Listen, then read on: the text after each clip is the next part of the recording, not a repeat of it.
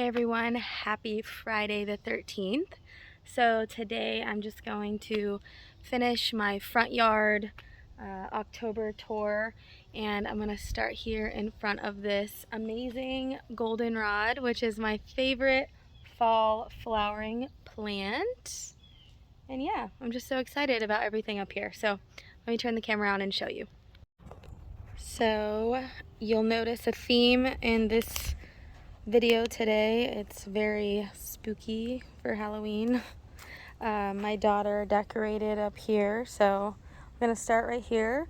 The obvious show is the goldenrod right now, and it is going crazy.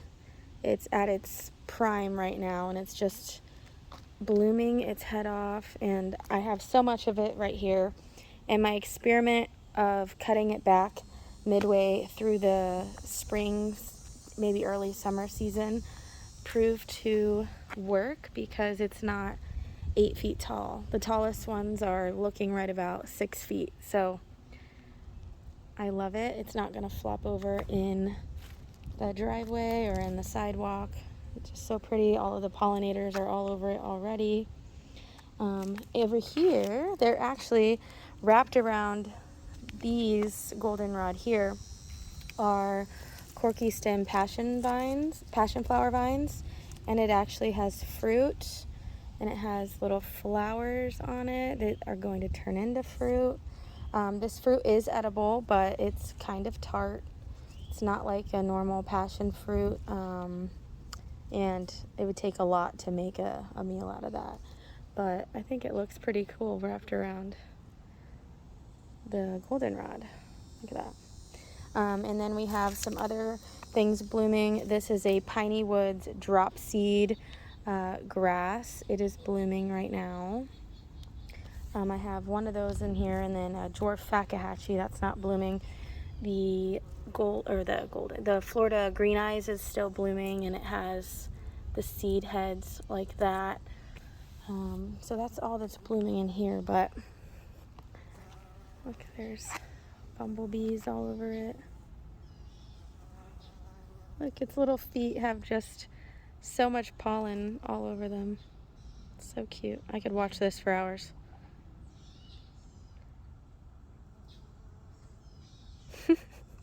Anyways, so over here is my graveyard.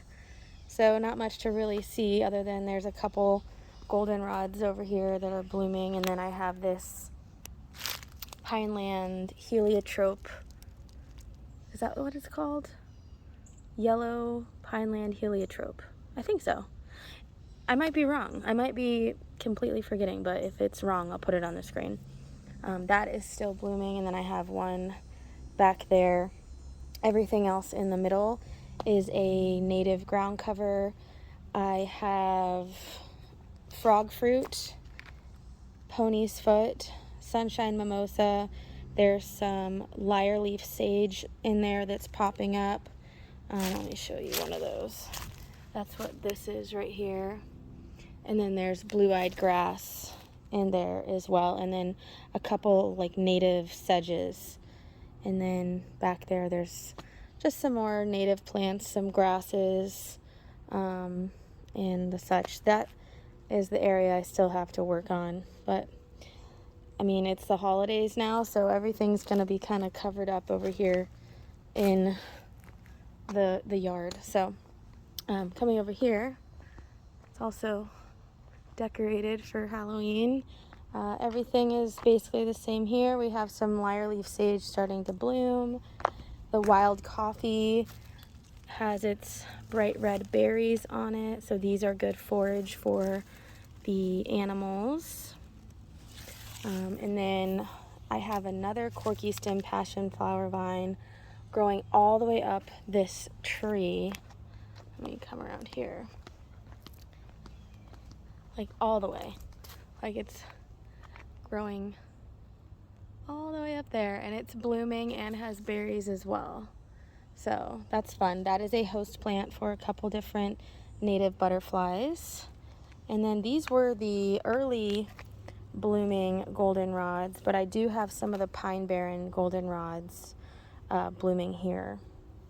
And goldenrod is a medicinal plant as well as beneficial for the pollinators. I actually am using it in my medicinal antibiotic salve that I'm making. So if you're interested in how I'm making that, you can look at a couple of the videos that I've posted on that. It's not done yet, but we're working on it. And yeah, so lots of fun native plants in there. And then there's also a pine tree popping up in there, which I won't be able to keep there, but I thought it was cute. And then this is a Fakahatchee grass as well.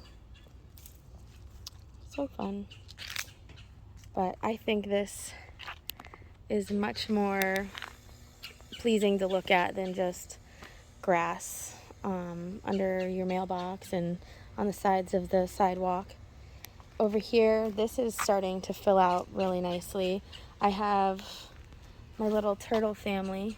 Oh, this one's stacked on top of that one. I always decorate with the turtles that match that little turtle statue. I have lyre-leaf sage popping up in here. I have purple coneflower. There's small ones all dotted under here, but there's more of the goldenrod and black-eyed Susan. And then what I'm really excited about are the sun is so bright, my roselle. My roselle is going to bloom, and I'm going to get to enjoy the calyxes in some jam or syrup or tea. So those are 2 plants that I grew from seed, and they are producing pretty well, I'd say. This one is a little different. I'm not sure what the difference is here. Oh no, that's a spider. But these are green, and all of the rest of the ones in my yard are the purple. So I have to look up why this one is green like that. I've never grown this before, and this whole plant has them like this that come out green instead of the bright red. So I'm really curious. Maybe it's some kind of variation. But I mean, it's a pretty beefy plant. That's the stalk on it. So it's pretty nice. And then, like I said, we have the yellow or orange coneflower, but it's a black-eyed Susan, really, native to Florida. So just showing so I can look back and remember, this is my Flatwoods plum. I can't see it all, so hopefully someone can see. It's got some weird speckling on its leaves. Let me see. I don't know. I'm making sure it doesn't have spider mites. And it might, actually. It might have spider mites, but you know what? It's deciduous. Yeah, it actually does. It's deciduous, so I might just defoliate this whole thing, because it's about to lose its leaves already, or pretty soon in the winter, and just let it flesh back out new. I'm not worried about that. Over here is one of my newer seeded areas. I top dressed with my own soil or compost, and then I did use some bagged like cow manure in this area. Let me get in the shade because I can't see. But I do have 2 of the roselle in this bed too. And then I have this flowering carrot, which is setting seed now. If you'll look, like, these are all carrot seeds. So I might let it just self-sow right here and see what happens. I've never let the carrot just self-sow like that, so I'm gonna see if it just does its own thing. And then all around the base of the flower bed, these are giant red mustard greens, and they're going to turn a really pretty purple maroon color when they're bigger. So it will look really pretty with the green carrots in the middle Of course, there's always weeds. There's a few sorghum left over, but that's to be expected because I grew sorghum in this bed. And then, let me just pull these out while I'm sitting here.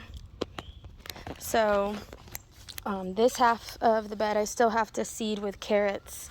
I do have some things like zinnias popping up, like right here, or this is Malabar spinach. This was in my compost. This is a green Malabar spinach, and I'm kind of just letting that go. I mean, whatever, it'll be fine. If it takes over too much, then I will just get rid of it. But yeah, so I'm going to seed this whole side with carrots soon. I seeded this whole side with carrots, and I lightly covered with a dressing of my mulched lemongrass. And as you see, it held on to enough moisture for long enough for them to germinate. And they're already getting their first sets of true leaves. So I'm excited about that. I'm not thinning any of these carrots. You normally would thin carrots to, create bigger roots on your carrots. But for my sake, I use a lot of these as carrot tops for my bunny. And then I thin them as I want them. And they do create big enough carrots to eat as a snack. So, I mean, it's not a huge deal that you don't thin them. And then I also have some calendula popping up in here as well. And then the other new thing is I added drip irrigation. Well, these are like sprinkler, like micro sprinkler irrigation from here, and it goes under the ground to the backyard, because when you're starting seeds, you don't want them to dry out, especially carrot seeds. And I found I was watering my yard too much because I only have like the lawn sprinklers up here, and I really didn't want to waste that water. So I just set this up on irrigation, and it's worked out perfectly. So this is going to be really pretty when it's all that maroon purpley color with the mustard greens. So that's part of my foodscape. I'll get to harvest that and enjoy the color through the rest of the year. Nothing to see over there. Over here, pretty much all the same. I do like my porch though. I think that's cute. All the bats, Amazon if you're interested. And then I changed this guy out, put some sweet potato vines in there. And looks fall enough, and this guy's my favorite. He's a vulture and he's cute. You hear that, Dad? He's cute. This is just this little shade area. There's a lot of ferns, some native ground covers. That's a native peperomia and a columbine. This is my oak leaf hydrangea. This is the exact same one that I planted in the backyard, except this got irrigated tenfold. So this is a native to Florida, but if you do give it more water, it will perform better, just like any other hydrangea I've noticed. So right now it's setting the flowers for next year. I'm hoping. I'm not gonna trim it. I'm just gonna let it go and hope for the best. And then these down here, they're kind of at their worst right now. These are the Cooley's water willow, the native endemic to only 4 counties in Florida. They still have a few little flowers on them, but I'm gonna let them go as long as possible because they're a new plant and I want them to perennialize and come back next year. I'm hoping they spread out and I get babies. That might be what that is actually. Oh wow, yeah, oh yay. The leaves are the same. I bet you that's what that is. That's exciting. So if you have this plant in your yard, it's called Cooley's water willow, grows in the shade under oaks or, anywhere you have shade, basically, with big trees, has these tiny purple flowers. This, like I said, doesn't look the greatest because it's almost to the end of its season, but you should let the Florida Native Plant Society know because, like I said, it only grows in 4 counties in Florida and it's endangered. So I have another columbine over there. This is some dog fennel. I just let it grow, not sure why. And then, yeah, the rest of this bed, I have this fully recovered, this beauty berry. It had spider mites bad. We had such a dry year that spider mites were awful, but this actually survived. I defoliated the whole thing and trimmed it back a little, and it came right back. And then we're back to here. The jasmine is doing what it does. I have loofahs all over the place that are drying out. I'm going to post a picture right here of a couple of the bigger ones that I got off this vine. It's actually from the vine that I accidentally cut in the backyard, and I just left all the loofahs to dry on the vine even though the vine was dying, and it worked. So even if your loofahs are not ready, just leave them sit there and they will dry out, I promise. And here, this cranberry hibiscus is really filling out, and then I have some native porterweed, and this will start blooming. I don't see any buds yet. I might actually see a couple forming on top there, but this will bloom, and the flowers are like the same color as the leaves. They're really pretty. So, and then the coral honeysuckle, once it's like, oh look, this is like a little anole. Hi, look at you just hanging out. You're so cute. So the green ones are the native anoles. The brown ones are Cuban anoles. They're invasive, and they kick these guys out. So if you plant more native things, more native fauna will come to your yard. Look how cute he is. Hi. I love them. But yeah, the coral honeysuckle. Oh look. Oh, here's some of that stupid morning glory. Get rid of it. Oh, I hate it so much. It's probably growing from the ground. Here it is. Let's see, where is it growing from? Yep, that's what it was. I hate that plant. Anyways, but yeah, I'll cut this back at the end of the season and let it flush back out with new blooms for the hummingbirds next year. Look, I have some volunteer mustard greens.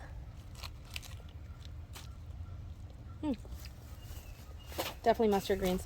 Oh, and then the other thing, I keep forgetting to come back here and harvest, but that's my bean plant from the garden, and all of these are way past their prime. Maybe not this one. I can get to them. Oh crap, I can't get to this guy. Come here. Oh look, he's growing up. How is that happening? It's stuck. I broke it somehow.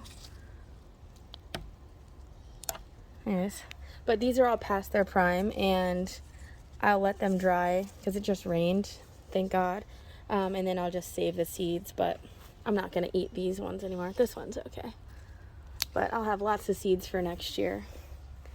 So, and then the bunny, maybe I'll give the bunny these 2 bigger ones. She likes the beans, so. Oh, but look, they're just growing all on the ground.